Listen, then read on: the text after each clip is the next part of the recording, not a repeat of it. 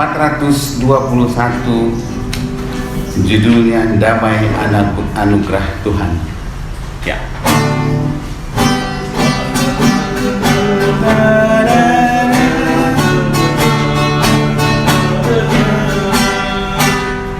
Di hatimu ada lagu gembira dan sangat merdu, berkali-kali ku seru, damai anugerah Tuhan, damai, damai, damai, damai yang mengherankan, ya damai yang amat permai, damai anugerah Tuhan. Bait kedua, Kristus yang tersalib memberi perdamaian dalam hati, landasan berkat ilahi, damai anugerah Tuhan, damai, damai, damai, damai yang mengherankan, ya damai yang amat permai, damai anugerah Tuhan. Baik, ketiga kita berdiri. Ku hidup di dalam Yesus, amin, dekat pada sisinya terus. Kau damai karena ditebus, damai anugerah Tuhan, damai, damai, damai, damai yang mengherankan,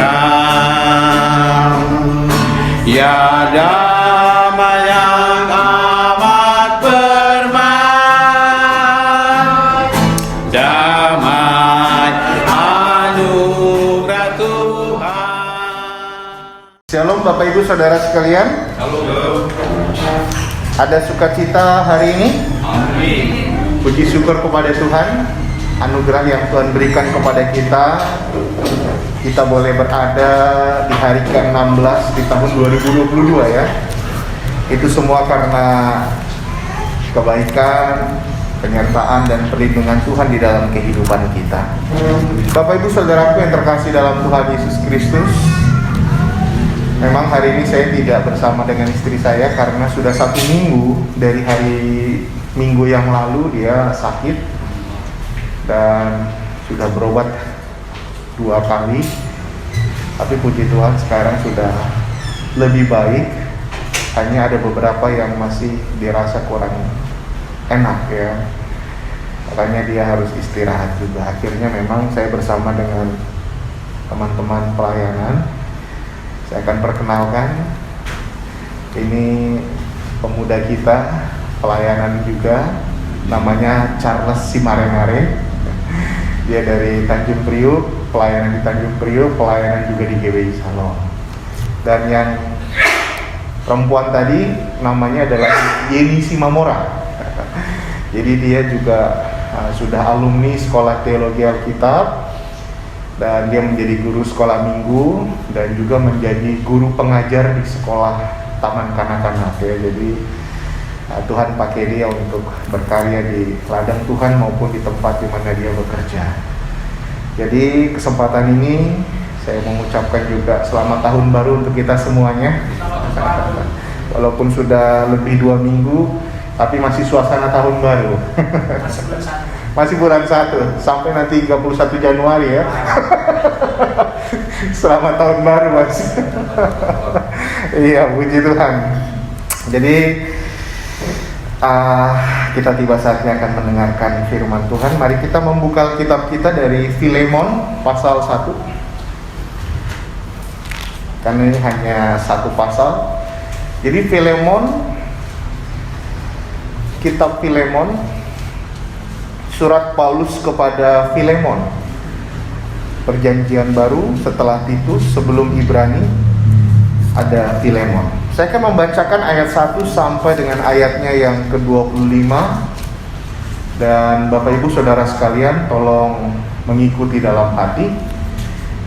Filemon ayat 1 sampai dengan ayatnya yang ke-25. Demikianlah firman Tuhan. Dari Paulus seorang hukuman karena Kristus Yesus, dan dari Timotius saudara kita, kepada Filemon yang kekasih, teman sekerja kami, dan kepada Apfia saudara perempuan kita, dan kepada Arkipus teman seperjuangan kita, dan kepada jemaat di rumahmu. Kasih karunia dan damai sejahtera dari Allah Bapa kita dan dari Tuhan Yesus Kristus menyertai kamu. Aku mengucap syukur kepada Allahku setiap kali aku mengingat engkau dalam doaku, karena aku mendengar tentang kasih-Mu kepada semua orang kudus dan tentang iman-Mu kepada Tuhan Yesus. Dan aku berdoa agar persekutuan-Mu di dalam iman turut mengerjakan pengetahuan akan yang baik di antara kita untuk Kristus. Dari kasih-Mu sudah kuperoleh kegembiraan besar dan kekuatan, sebab hati orang-orang kudus telah Kau hiburkan, saudaraku. Karena itu sekalipun di dalam Kristus aku mempunyai kebebasan penuh untuk memerintahkan kepadamu apa yang harus engkau lakukan, tetapi mengingat kasih-Mu itu lebih baik aku memintanya daripadamu. Aku Paulus yang sudah menjadi tua, lagi pula sekarang dipenjarakan karena Kristus Yesus, mengajukan permintaan kepadamu mengenai anakku yang kudapat selagi aku dalam penjara, yakni Onesimus. Dahulu memang dia tidak berguna bagimu, tetapi sekarang sangat berguna, baik bagimu maupun bagiku. Dia kusuruh kembali kepadamu, dia yaitu buah hatiku. Sebenarnya aku mau menahan dia di sini sebagai gantimu untuk melayani aku selama aku dipenjarakan karena Injil. Tetapi tanpa persetujuanmu aku tidak mau berbuat sesuatu, supaya yang baik itu jangan engkau lakukan seolah-olah dengan paksa, melainkan dengan sukarela. Sebab mungkin karena itulah dia dipisahkan sejenak daripadamu, supaya engkau dapat menerimanya untuk selama-lamanya, bukan lagi sebagai hamba, melainkan lebih daripada hamba, yaitu sebagai saudara yang kekasih. Bagiku sudah demikian, apalagi bagimu, baik secara manusia maupun di dalam Tuhan. Kalau engkau menganggap aku temanmu seiman, terimalah dia seperti aku sendiri. Dan kalau dia sudah merugikan engkau ataupun berhutang padamu, tanggungkanlah semuanya itu kepadaku. Aku Paulus menjaminnya dengan tulisan tanganku sendiri. Aku akan membayarnya, agar jangan kukatakan tanggungkanlah semuanya itu kepadamu, karena engkau berhutang padaku, yaitu dirimu sendiri. Ya saudaraku, semoga engkau berguna bagiku di dalam Tuhan. Hiburkanlah hatiku di dalam Kristus. Dengan percaya kepada ketaatanmu, kutuliskan ini kepadamu. Aku tahu lebih daripada permintaanku ini akan kau lakukan. Dalam pada itu bersedialah juga memberi tumpangan kepadaku, karena aku harap oleh doamu aku akan dikembalikan kepadamu. Salam kepadamu dari Epafras, temanku sepenjara karena Kristus Yesus, dan dari Markus, Aristarkus, Demas, dan Lukas, teman-teman sekerjaku. Kasih karunia Tuhan Yesus Kristus menyertai roh kamu. Kita berdoa. Bapa di surga, kami mengucap syukur di dalam penyertaan dan perlindungan Tuhan. Kami boleh ada sebagaimana kami ada pada saat ini. Bersyukur untuk pimpinan Tuhan, kami boleh dikumpulkan lagi di tempat ini untuk memuji, menyembah Tuhan. Dan biarlah apa yang sudah kami persembahkan pujian, semuanya untuk kebesaran dan kemuliaan bagi nama Tuhan. Bapa, kami mohon biarlah Roh Kudus-Mu menolong kami semua di dalam kami merenungkan firman-Mu. Biarlah Roh Kudus mengajar, membimbing kami boleh mengerti dengan benar, dan dimampukan oleh pertolongan Roh Kudus kami melakukan firman Tuhan dalam hidup kami. Terima kasih Bapa, bantu hamba-Mu juga yang akan menyampaikannya. Biarlah dalam pimpinan Roh Kudus dapat berkata-kata sesuai dengan kehendak Tuhan saja, sehingga maksud Tuhan, kehendak Tuhan boleh nyata disampaikan melalui hamba. Terima kasih Bapa, berkati jemaat ini, berkati saudara-saudara kami yang hadir, berkati saudara-saudara kami yang belum hadir. Biarlah di lain kesempatan mereka bisa bersama-sama kami memuji, menyembah Tuhan. Ampunkan kami akan salah dan dosa kami Bapa. Dalam nama Tuhan Yesus Kristus kami berdoa. Amin. Bapak Ibu Saudaraku yang terkasih dalam Tuhan Yesus Kristus, biasanya ketika kita masuk di tahun yang baru, kita senang. Benar ya?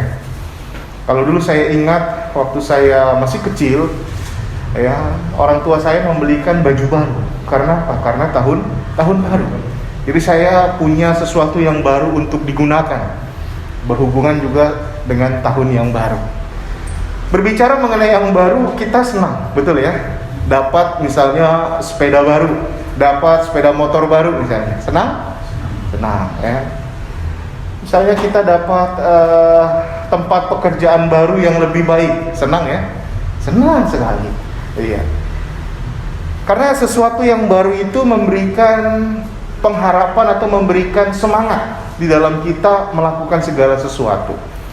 Tetapi Bapak Ibu Saudaraku yang terkasih dalam Tuhan Yesus Kristus, ada yang baru yang memang lebih daripada apa yang saya katakan tadi, yaitu adalah kehidupan baru. Apa sih kehidupan baru itu? Itu menjadi pertanyaan bagi kita. Kehidupan baru itu, apakah itu sama seperti misalnya kehidupan kita ada di suatu tempat, kita ada di suatu daerah, dan kita mengatakan saya akan memulai hidup baru di tempat ini? Apakah kehidupan baru yang dimaksudkan firman Tuhan seperti itu? Dalam 2 Korintus 5 ayat 17, Paulus mengatakan, jadi siapa yang ada dalam Kristus, ia adalah ciptaan baru. Yang lama sudah berlalu, sesungguhnya yang baru sudah datang. Jadi kehidupan baru adalah kehidupan di mana seorang berdosa mendengar Injil dan menerima Tuhan Yesus Kristus sebagai juru selamatnya, sehingga orang tersebut menerima keselamatan dari Tuhan dan hidupnya penuh pengharapan di dalam Tuhan. Dia memiliki kehidupan baru, kehidupan di dalam Tuhan, menjadi anggota keluarga Allah. Itulah yang dimaksud dengan kehidupan baru. Jadi kehidupan baru bukan berarti kita ada di satu daerah, satu tempat, kita katakan saya memulai hidup baru di tempat ini. Tidak. Tetapi Alkitab mengatakan kehidupan baru adalah kehidupan di mana kita, setelah kita orang berdosa menerima Tuhan Yesus Kristus sebagai juru selamat, kita mendapatkan anugerah keselamatan. Kita memiliki pengharapan di dalam Tuhan. Kita memiliki keyakinan di dalam Tuhan. Itulah kehidupan yang baru. Makanya Rasul Paulus menggunakan istilah tersebut, yaitu adalah ciptaan baru. Jadi siapa yang ada di dalam Kristus, ia adalah ciptaan baru. Ciptaan yang lama telah berdosa ya, ketika manusia pertama Adam dan Hawa. Dalam Kejadian pasal yang ketiga, mereka ada di Taman Eden, mereka mendapat perintah, tetapi mereka melanggar apa yang diperintahkan Tuhan. Dan itulah dosa. Tapi setelah kita ada Tuhan Yesus dalam hidup kita, kita menjadi ciptaan baru. Kehidupan yang lama sudah berlalu dan kita memiliki kehidupan yang baru. Menjadi pertanyaannya pada saat ini adalah, setelah kita memiliki kehidupan baru ini, apa tujuan? Apa tujuan Tuhan di dalam kehidupan baru kita? ya, memang Tuhan tidak langsung mengangkat kita ketika kita percaya kepadanya. Ketika kita beriman kepada Tuhan Yesus Kristus, ketika kita menerima Yesus Kristus, Tuhan tidak langsung angkat kita ke surga ya, tetapi Tuhan izinkan kita ada di dunia ini. Apa maksud Tuhan? Apa tujuan Tuhan? Nah, pada pagi hari ini saya mau mengajak kita melihat Bapak Ibu dalam saudara-saudaraku sekalian, tujuan kehidupan baru dari 3 teladan orang percaya dalam kitab Filemon ini. Apa sebenarnya tujuan kehidupan baru yang Tuhan berikan dalam kehidupan kita? Yang pertama, agar melalui kehidupan kita memancarkan kasih Tuhan. Mari kita membaca dalam ayat yang keempat sampai dengan ayatnya yang ketujuh. Aku mengucap syukur kepada Allahku setiap kali aku mengingat Engkau dalam doaku, karena aku mendengar tentang kasih-Mu kepada semua orang kudus dan tentang iman-Mu kepada Tuhan Yesus. Dan aku berdoa agar persekutuan-Mu di dalam iman turut mengerjakan pengetahuan akan yang baik di antara kita untuk Kristus.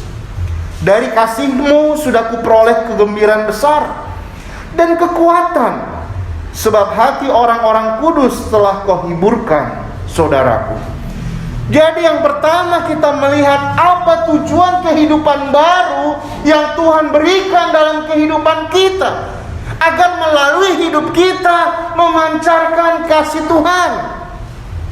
Perlu kita ketahui bahwa seseorang yang telah menikmati kasih Allah dalam hidupnya sudah seharusnya memancarkan kasih Allah itu melalui kehidupannya, baik melalui perkataan atau perbuatan kita. Kita perlu menunjukkan kasih kita kepada orang lain. Sebenarnya kehidupan Kristen itu benderanya adalah kasih, karena kita meneladani Kristus, karena kita meneladani kasih Allah juga ya. Yohanes 3:16, karena begitu besar kasih Allah akan dunia ini. Itu Yohanes 3:16. 1 Yohanes 3 ayat 16 juga dikatakan sama. Demikianlah kita ketahui kasih Kristus, bahwa Ia telah menyerahkan nyawanya menjadi tebusan bagi banyak orang, dikatakan. Bapak Ibu saudaraku yang terkasih dalam Tuhan, contoh yang kita lihat di sini adalah Filemon. Filemon adalah orang yang telah menikmati kasih Allah dalam hidupnya. Dan kita bisa melihat bagaimana dia menunjukkan kasihnya kepada sesamanya. Memang di sini 3 kali Paulus menyebut mengenai kasih Filemon ya. Dalam ayat 4-5, aku mengucap syukur kepada Allahku setiap kali aku mengingat Engkau dalam doaku. Rasul Paulus bersyukur kepada Allah setiap kali mengingat Filemon dalam doanya. Karena apa? Karena mendengar tentang kasih-Mu kepada semua orang kudus, dikatakan. Dalam ayat yang ke-7, Paulus memperoleh kegembiraan besar dan kekuatan dari kasih Filemon, karena Filemon memberikan penghiburan hati orang-orang kudus. Ayat 8 sampai dengan ayat 9, walaupun Paulus punya kebebasan penuh memerintah Filemon, namun karena mengingat kasih Filemon, Paulus segan memakai kebebasannya memerintah. Jadi Bapak Ibu saudaraku yang terkasih dalam Tuhan, Filemon adalah seorang yang sudah memiliki kehidupan baru dan hidupnya dipenuhi kasih. Sebagai orang percaya seharusnya juga hidup kita dipenuhi kasih. Tentunya kasih dari Allah. Kasih yang Allah telah curahkan dalam hidup kita, mari kita pancarkan melalui kehidupan kita, dengan kita memberitakan kasih Allah juga kepada orang yang belum menerima kasih Allah. Melalui kehidupan kita seharusnya kasih Allah terpancar. Dari Alkitab ini kita bisa melihat bahwa Filemon mengasihi Tuhan dan mengasihi sesamanya. Dari mana kita melihat Filemon mengasihi Tuhan dan mengasihi sesamanya? Dia mengasihi Tuhan dan mengasihi pelayanan Tuhan. Dia memberikan rumahnya untuk pelayanan kepada Tuhan. Dalam ayat yang pertama sampai dengan ayat yang kedua, kalau kita melihat ucapan salam Rasul Paulus kepada Filemon, bahkan Filemon mengatakan, salamnya dikatakan juga kepada jemaat yang ada di rumahmu. Memang ini surat pribadi Rasul Paulus kepada Filemon ya. Makanya dalam ayat 2 Paulus mengatakan kepada Filemon dan kepada Apia saudara perempuan kita dan kepada Arkipus teman seperjuangan kita dan kepada jemaat di mana? Di mana? Di rumahmu. Artinya apa? Artinya Filemon mengasihi Tuhan, mengasihi pelayanan Tuhan. Bahkan dia memberikan apa yang bisa dia berikan untuk kemajuan pelayanan Tuhan. Amin. Seseorang yang hidupnya sudah dia penuhi kasih Allah, seharusnya dia mau memberikan apa yang bisa dia berikan untuk kemuliaan Tuhan. Memberikan tempat, memberikan tenaga, memberikan pikiran, memberikan uang, memberikan apapun. Untuk siapa? Untuk Tuhan. Itu bukti kalau kita melihat di sini bahwa Filemon mengasihi Tuhan dan mengasihi pelayanannya, mengasihi pelayanan Tuhan. Dia memberikan rumahnya untuk dipakai pelayanan kepada Tuhan. Bahkan dia juga mendukung Paulus dalam pelayanan. Selanjutnya kita melihat dia memiliki iman yang kuat di dalam Tuhan. Seseorang yang mengasihi Tuhan tentu adalah seseorang yang mau bertumbuh imannya di dalam Tuhan. Amin. Amin. Kalau kita mengasihi Tuhan, pasti kita ada kerinduan iman saya mau bertumbuh dalam Tuhan. Bagaimana iman kita bisa bertumbuh? Kalau kita mau baca firman Tuhan, kita mau merenungkan firman Tuhan, kita mau menghafalkan ayat-ayat firman itu adalah seseorang yang bertumbuh imannya dalam Tuhan. Bahkan bukan hanya Filemon mengasihi Tuhan, tapi dia juga mengasihi sesama. Dari mana kita melihat? Dia diberkati Tuhan dengan kekayaan, dan dia murah hati, senang menolong. Dalam ayat yang kelima kita melihat, karena aku mendengar tentang kasihmu kepada berapa orang? Semua orang kudus. Jadi artinya Filemon mengasihi orang-orang yang perlu membutuhkan pertolongan, dan dia murah hati. Dia mau memberikan apa yang dia bisa lakukan. Dia menghibur hati orang-orang kudus. Bahkan kasihnya kepada sesama dia tunjukkan apa lagi? Dia bersedia menerima dan mengampuni orang yang telah mengecewakannya atau membuatnya terluka.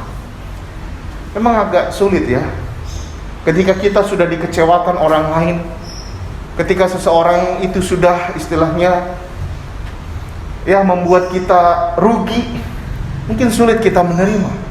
Tapi Filemon berbeda.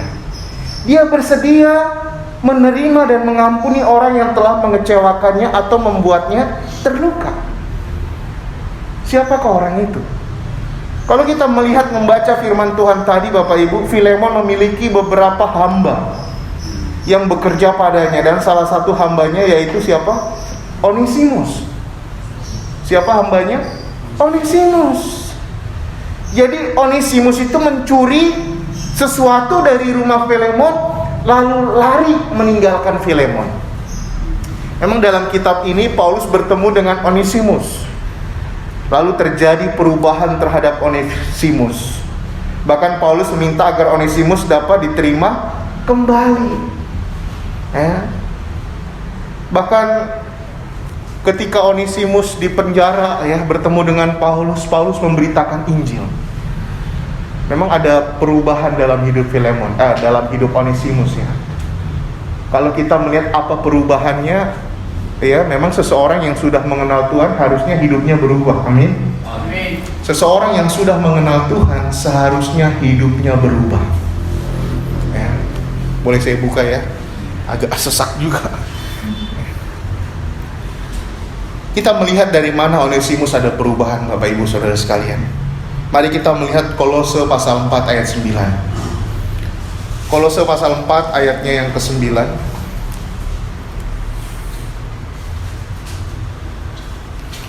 Kolose pasal 4 ayat 9. Dari ayat 7 saya bacakan supaya kita tahu konteksnya. Kolose pasal 4. Kalau Alkitab saya halaman 244 ayat 7 sampai 9. Semua hal ihwalku akan diberitahukan kepada kamu oleh Tikhikus, saudara kita yang kekasih, hamba yang setia dan kawan pelayan dalam Tuhan. Ia kusuruh kepadamu dengan maksud supaya kamu tahu akan hal ihwal kami, dan supaya ia menghibur hatimu. Ia kusuruh bersama-sama dengan siapa Bapak Ibu? Bersama-sama dengan Onesimus, saudara kita yang setia dan yang kekasih. Perhatikan selanjutnya, seorang dari antaramu. Mereka akan memberitahukan kepadamu segala sesuatu yang terjadi di sini. Jadi ketika Onesimus ada perubahan dalam hidupnya, ketika Onesimus telah menerima Tuhan Yesus dalam hidupnya, ada perubahan terjadi. Ya. Rasul Paulus mengatakan dia hamba yang saudara kita yang setia dan kekasih. Diperjelas lagi, seorang dari antaramu. Artinya apa? Rasul Paulus berbicara kepada orang-orang percaya yang ada di Kolose. Dan dia menyamakan Onesimus seperti orang-orang yang ada di Kolose. Artinya apa? Bahwa Onesimus benar sudah ada Yesus Kristus dalam hidupnya. Onesimus benar bahwa dia sudah menjadi ciptaan baru. Bahkan dia menjadi teman sekerja Rasul Paulus. Dalam hal ini Bapak Ibu Saudaraku terkasih, memang rumah Filemon itu di kota Kolose. Jadi pelayanan ini ada di Kolose. Dalam Kolose 4 ayat 9, Onesimus bersama Tikhikus pergi ke jemaat itu. Dan artinya bahwa Filemon menerima dan mengampuni siapa? Onesimus. Apakah artinya Bapak Ibu Saudara sekalian? Sebagai orang yang sudah memiliki kehidupan baru, Filemon menunjukkan kasihnya kepada orang yang telah mengecewakannya dan menerimanya kembali atau mengampuni. Berbicara mengenai pengampunan, memang Yesus pernah ditanya, berapa kali saya harus mengampuni? 70 kali 7 kali. Memang dalam angka di Romawi, angka 7 itu angka yang sempurna ya. Jadi artinya terus menerus kita harus mengampuni terus menerus. Apa yang dilakukan Yesus ketika dia di atas kayu salib? Apa isi doanya kepada Bapaknya sebelum dia meninggal? Bapa, ampunilah mereka, sebab mereka tidak tahu apa yang mereka perbuat. Apa yang dikatakan Stefanus ketika dia mau mati di rajam batu? Bapa, Tuhan, jangan tanggunganlah dosa ini kepada mereka. Stefanus mengampuni orang yang menganiaya. Tuhan Yesus mengampuni orang yang menyalibkan. Onesimus belajar bahwa pengampunan itu penting. Kita dikecewakan, kita dirugikan, memang sedih, sakit. Tapi kalau kita percaya bahwa Tuhan lebih daripada apa yang saya terima, kita bisa mengampuni orang lain. Bapak Ibu Saudaraku yang terkasih dalam Tuhan Yesus Kristus, apa tujuan kehidupan baru? Tujuan kehidupan baru adalah memancarkan kasih Allah dalam hidup kita. Apa maksud, apa tujuan Tuhan menciptakan saya baru? 2 Korintus 5 ayat 17, jadi siapa yang ada dalam Kristus, dia adalah ciptaan baru. Jadi apa artinya ciptaan baru itu? Apa tujuan dari ciptaan baru itu setelah saya menerima Kristus? Agar melalui hidup saya, kasih Allah terpancar. Terpancarnya bagaimana? Saya menjadi berkat, saya mengasihi Tuhan, saya mengasihi pelayanan Tuhan, saya mengasihi sesama, saya memberikan apa yang bisa saya berikan. Kembali menjadi pertanyaannya adalah, apakah kita sudah menerima kehidupan baru itu? Bila kita sudah menerima kehidupan baru itu, Tuhan menginginkan kita dipenuhi dengan kasih, sehingga kasih Allah terpancar melalui kehidupan kita. Yang kedua, tujuan dari kehidupan baru, yang pertama tadi memancarkan kasih Allah, dan yang kedua adalah menunjukkan buah-buah pertobatan. Mari kita membaca ayat 10 sampai dengan ayat 11. Ya, ini adalah Rasul Paulus ya mengajukan permintaan kepada Filemon. Dalam ayat 10 Ya, mengajukan permintaan kepadamu mengenai anakku yang kudapat selagi aku dalam penjara, yakni Onesimus. Ini bukan maksudnya anak bahwa Rasul Paulus menikah di penjara langsung dapat anak, tidak ya. Ini bukan anak secara jasmani, tetapi ini adalah anak rohani. Ya, Paulus memenangkan jiwa, orang itu selamat. Kita yang membawa jiwa kepada Tuhan, kita disebut bapak rohani ya. Makanya kita punya anak-anak rohani. Dan itulah istilah yang digunakan Paulus di sini. Mengajukan permintaan kepadamu mengenai anakku yang kudapat selagi aku dalam penjara, yakni siapa? Onesimus. Dahulu memang dia tidak berguna bagimu, tetapi sekarang bagaimana? Tetapi sekarang sangat berguna, baik bagimu maupun bagiku. Yang kedua, kita melihat bahwa tujuan kehidupan baru adalah melalui hidup kita menunjukkan buah-buah pertobatan. Seseorang yang sudah memiliki kehidupan baru harus menunjukkan buah pertobatannya. Mengapa? Membuktikan benar bahwa dia sudah meninggalkan dosanya dan mau hidup menyenangkan Tuhan. Mengapa? Membuktikan benar bahwa dia sudah menjadi anak Allah. Onesimus adalah hamba atau budak yang bekerja pada tuannya, yaitu Filemon. Seorang budak pada masa itu berarti kehilangan semua hak atas dirinya, dan ia menjadi milik dari tuannya. Apa saja yang tuannya perbuat kepadanya, dia tidak boleh membantah atau melawan. Namun di sini rupanya Onesimus mencuri sesuatu dari tuannya, yaitu Filemon, lalu melarikan diri dari Filemon.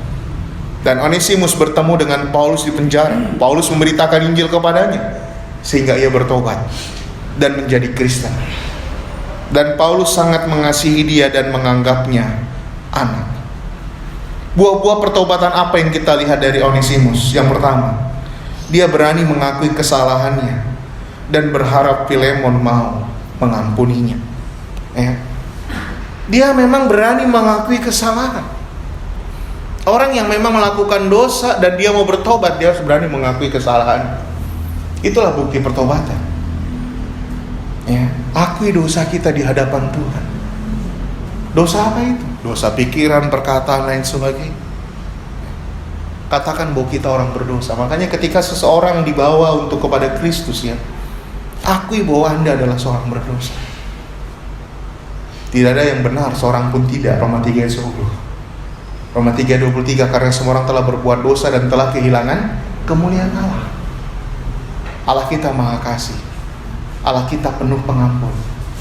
Ketika kita mengaku dosa kita, Yohanes 1 ayat 9, jika kita mengaku dosa kita, Ia setia dan adil, sehingga Ia akan mengampuni segala dosa kita dan mencucikan kita dari segala kejahatan, dikatakan. Filemon, Onesimus berani mengakui kesalahannya dan berharap Filemon mau mengampuninya. Ketika dia disuruh oleh Rasul Paulus pergi ke jemaat itu, si Onesimus ya bersama Tikhikus dalam Kolose pasal 4 tadi. Bagaimana perasaan Onesimus ya? Pasti dia penuh penyesalan. Dan ketika dia bertemu dengan Filemon, ya tentunya dia minta maaf ya dan mengakui kesalahan. Apalagi buah-buah pertobatan. Dulu tidak berguna, sekarang sangat berguna. Dia tidak mau sia-siakan hidupnya. Dalam kehidupannya yang baru, dia berusaha untuk menjadi berkat bagi siapapun. Ya, dia bersama Epafras melayani Paulus dalam hidup sehari-hari dalam penjara. Karena usia Paulus yang sudah tua. Makanya dikatakan di dalam ayatnya yang ke-14 ya. Tetapi tanpa persetujuanmu aku tidak mau berbuat sesuatu, supaya yang baik itu jangan engkau lakukan seolah-olah dengan paksa, melainkan dengan sukarela. Oke, dalam ayatnya yang ke-13, sebenarnya aku mau menahan dia di sini sebagai gantimu untuk melayani aku selama aku dipenjarakan karena siapa? Karena Injil, dikatakan. Memang Onesimus lah yang menolong Rasul Paulus dalam kehidupan di penjara, karena memang Rasul Paulus sudah tua. Buah-buah pertobatan yang kita lihat, dia mau melayani hamba Tuhan. Dia mau menolong hamba Tuhan yang memang perlu pertolongan. Selanjutnya buah-buah pertobatan apa yang kita lihat dari Onesimus? Dia taat pada perintah Paulus, bapa rohaninya, untuk mendampingi Tikhikus membawa surat kepada jemaat di Kolose, dalam Kolose 4 ayat 9. Pertobatan apa yang kita lihat? Dia setia. Amin. Dalam Kolose 4 tadi kita melihat saudaraku yang setia dan kekasih, menjadi orang yang setia. Kesetiaan ini penting Bapak Ibu Saudara sekalian. Setia itu bukan hanya 1 tahun, 2 tahun, 3 tahun. Setia itu terus menerus.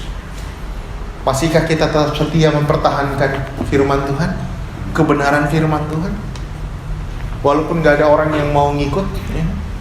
Masihkah kita tetap setia beribadah kepada Tuhan, walaupun banyak ajakan di sana sini dan sebagainya? Wah, ada iming-iming di sana dapat sesuatu, ataupun misalnya di sana ada artis terkenal dan sebagainya. Masihkah kita mau tetap setia beribadah pada gereja yang mengikuti firman Tuhan? Onesimus tetap setia. Amin. Apapun yang terjadi, itulah buah-buah pertobatan yang kita lihat dari Onesimus. Bila kita sudah memiliki kehidupan baru, adakah buah-buah pertobatan itu dalam hidup kita? Dulu tidak berguna, tetapi sekarang sangat berguna. Dulu saya orang jahat, dulu saya pemabuk, dulu saya melakukan kejahatan yang tidak disukai Tuhan, tetapi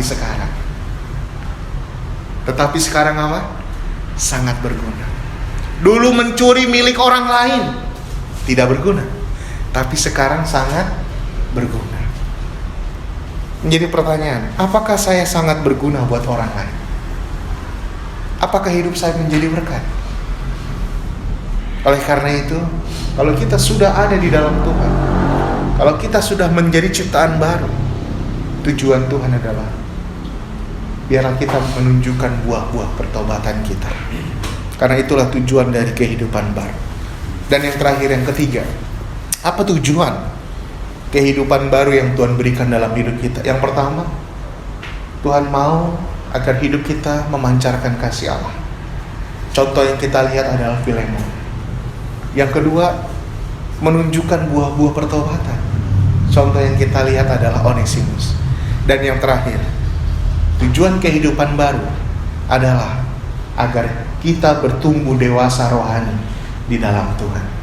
Bertumbuh dewasa rohani di dalam Tuhan. Tujuan kehidupan baru yang diharapkan Tuhan terjadi dalam kehidupan kita adalah bertumbuh menjadi dewasa rohani di dalam Tuhan. Orang yang dewasa rohani adalah orang yang kuat menghadapi segala tantangan. Orang yang dewasa rohani adalah orang yang sanggup menyelesaikan setiap persoalan. Orang yang dewasa rohani adalah orang yang siap dan rela berkorban untuk kebaikan orang lain. Orang yang dewasa rohani adalah orang yang mau memikirkan juga kemajuan orang lain. Bapak Ibu Saudaraku yang terkasih dalam Tuhan, Paulus walaupun ada di dalam penjara, dia tetap memikirkan pelayanan. Nyatanya dari dalam penjara dia justru menulis sejumlah surat. Kolose, Filemon, Efesus, dan Filipi. Ia tidak menghabiskan waktunya untuk memikirkan nasibnya dalam penjara. Sebaliknya pikirannya ia arahkan bagaimana bisa melayani Tuhan dan orang lain. Dalam penjara dia bisa memberi nasihat. Dalam penjara dia bisa menasehati jemaat. Dalam penjara dia bisa memperingatkan agar orang tetap sehati sepikir dalam Tuhan, ya. Dalam surat Filipi, ya. Jemaat itu adalah jemaat yang besar, hamba Tuhannya banyak. Tapi jemaat itu ada yang berselisih. Makanya Paulus mengatakan sintike kunasehati dia supaya mereka sehati sepikir di dalam Tuhan. Di mana dia berada? Di penjara. Bapak Ibu Saudaraku yang terkasih dalam Tuhan Yesus Kristus, Rasul Paulus di sini kita melihat dia berusaha untuk memulihkan hubungan Onesimus dan Filemon. Di mana dia? Di penjara. Orang yang dewasa rohaninya adalah orang yang selalu memikirkan kebaikan dan kemajuan orang lain. Apakah kita memikirkan bagaimana kemajuan pelayanan ini? Apakah kita memikirkan bagaimana kemajuan pertumbuhan rohani orang-orang jemaat ini? Kalau kita dewasa rohani, kita memikirkan itu. Bahkan dia rela berkorban materi dan lain sebagainya. Kita melihat Bapak Ibu dalam ayat 18 dari Filemon ayat 18. Dan kalau dia sudah merugikan engkau atau berhutang padamu, tanggungkanlah semuanya itu kepada siapa? Kepadamu. Bukan kepada kepala penjara ya dibilang ya. Tapi kepada siapa? Kepadaku. Kepada siapa? Paulus. Yang berbuat siapa? Yang tanggung jawab siapa? Memang ini hebat. Dia rela berkorban buat orang lain. Dan itulah Tuhan kita, Yesus. Yesus rela berkorban buat siapa? Buat orang lain, benar? Kita yang berdosa, kita yang berbuat jahat. Tapi yang siapa yang dihukum? Menanggung hukuman Tuhan Yesus. Bapak Ibu, Paulus mengikuti teladan Kristus ya, rela berkorban supaya hubungan Onesimus dan Filemon baik kembali. Kristus berkorban untuk memulihkan hubungan manusia dengan Tuhan, supaya manusia yang berdosa bisa datang kepada Allah yang kudus. Makanya Yohanes 14 ayat 6, aku berkata kepada, akulah jalan. Kata Yesus kepadanya, akulah jalan dan kebenaran dan hidup. Tidak ada seorang pun yang bisa datang kepada Bapa kalau tidak. Jadi ada perantara, yaitu Yesus Kristus. Dan perantara itu ada pengorbanannya. Paulus rela berkorban agar hubungan Onesimus dan Filemon baik kembali. Apapun akan dia lakukan. Kalau memang perlu dituntut berapa yang sudah dirugikan, tanggungkan pada saya. Yang penting hubunganmu. Bahkan Paulus meminta, jangan anggap dia sebagai budak lagi, tapi sebagai saudara dikatakan. Orang yang bertumbuh dewasa rohaninya selalu memikirkan hal-hal yang baik, memikirkan kemajuan, tidak mementingkan diri sendiri, tapi mementingkan kebaikan orang lain. Pertanyaannya adalah, bagaimana supaya saya bisa bertumbuh dewasa rohani? Pertumbuhan itu terjadi dengan kita setia belajar dan merenungkan firman Tuhan. Ada anak dua saya lagi sedang ikut sekolah minggu. Yang pertama usia 10 tahun, yang kedua usia 4 tahun. Mereka bertumbuh karena apa? Karena saya kasih makan. Kasih makan, saya sebagai orang tua berusaha kasih yang terbaik buat anak-anak saya. Kasih susu, ya, kasih sayur, buah, lain sebagainya. Supaya mereka bertumbuh dengan makanan jasmani, tubuhnya, pikirannya. Tapi rohani kita bisa bertumbuh, makanannya apa? Firman Tuhan. Ketika Yesus dicobai oleh iblis suruh mengubah batu menjadi roti, apa dikatakan Yesus? Manusia tidak hidup dari roti saja, tapi dari setiap firman yang keluar dari mulut Allah. Apa artinya? Hidup kita akan terdiri dari tubuh, jiwa, dan roh. Tubuh itu bisa bertumbuh dengan makan makanan yang sehat. Jiwa dan roh bagaimana supaya kita bisa bertumbuh? Firman Tuhan memberikan ketenangan, memberikan kekuatan bagi jiwa kita. Roh kita bisa kuat di dalam Tuhan.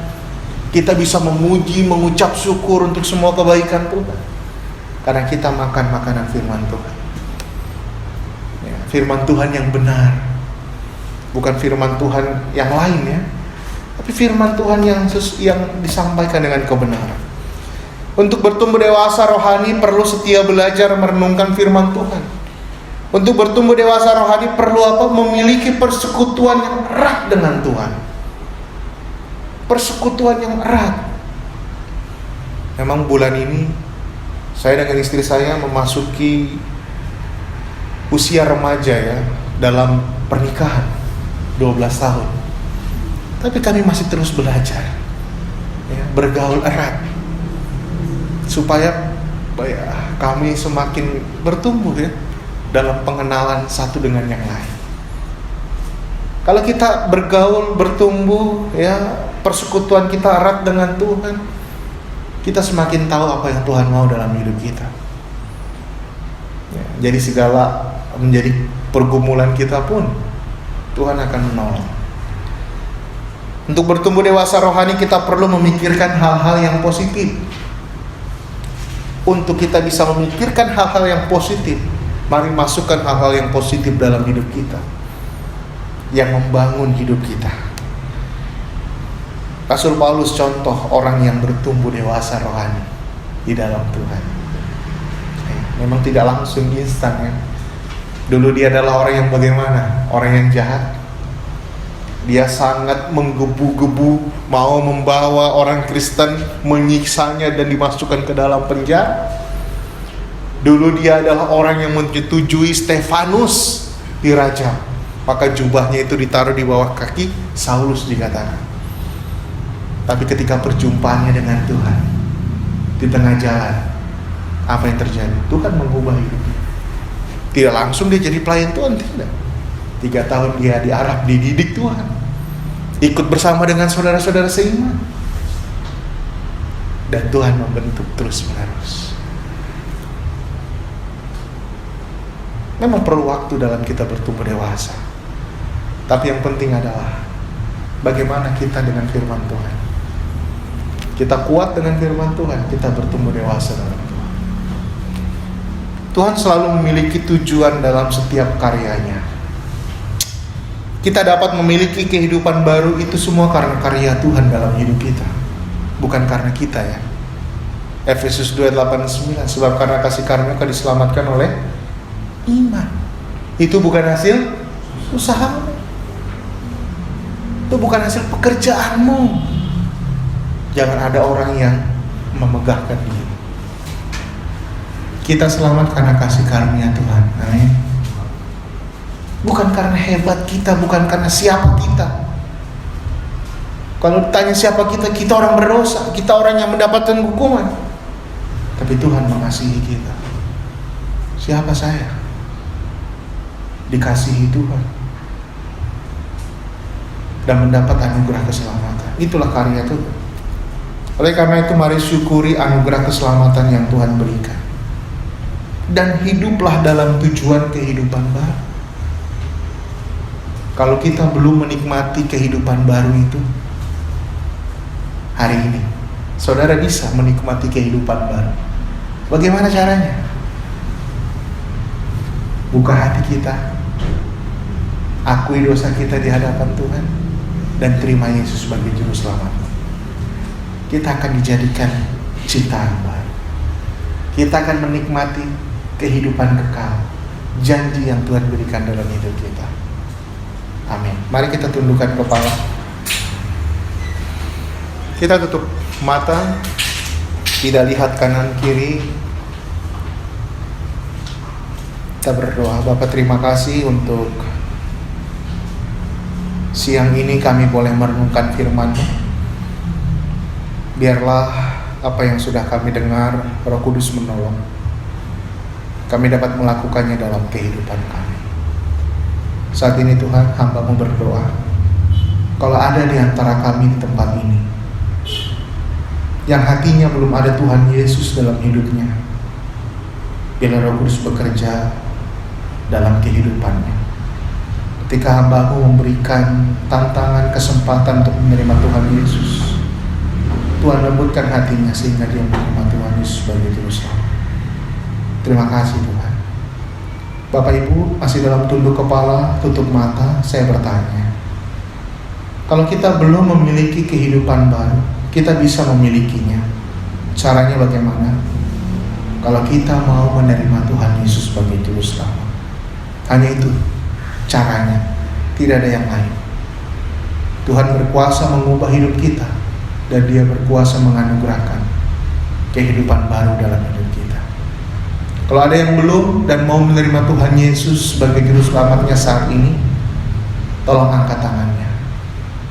Saya akan membimbing Bapak Ibu Saudara untuk menerima Tuhan Yesus sebagai juru selamat. Silakan kalau ada yang belum. Jangan sia-siakan waktu, kesempatan. Kita tidak tahu apa yang akan terjadi sebentar lagi. Tapi kalau kita sudah menerima Tuhan, satu hal yang kita ketahui, kapanpun kita dipanggil, kita akan ada bersama dengan Tuhan selama-lamanya.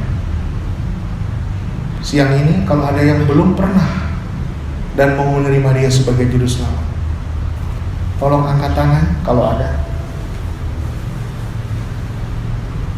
Baik, Bapak terima kasih untuk firman-Mu, terima kasih untuk kami sudah mendengarkannya. Biarlah Tuhan menolong supaya kami melakukannya dalam kehidupan kami. Berkati jemaat-Mu, biarlah semakin bertumbuh dan senantiasa setia dalam mengikut dan mengiring Tuhan.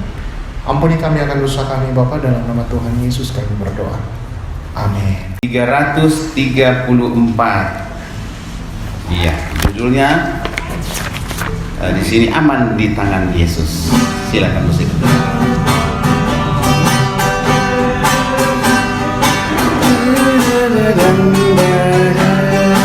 Ya. Aman di tangan Yesus, aman dijaganya. Rasa jiwaku damai dan berbahagia. Hai, dengarkanlah suara para malaikatnya yang menyanyi di sana di surga mulia. Kaum Bapak, aman di tangan Yesus, aman dijaganya. Rasa jiwaku damai dan berbahagia. Kaum pria bait kedua. Aman di tangan Yesus, susahku hilanglah, dosa pun tak berdaya bila ku di sana. Bebanlah dari duka, dari ketakutan, dari mara bahaya, aku diluputkan. Sama-sama. Aman di tangan Yesus, aman dijaganya. Rasa jiwaku damai dan berbahagia. Kaum wanita bait kedua. Yesus perlindunganku, telah mati bagiku. Ya pada batu zaman ku beriman teguh. Jadikan aku sabar hingga gelap tiada, sampai terbitnya fajar di pantai mulia. Sama-sama. Aman di tangan Yesus, aman dijaganya. Rasa jiwaku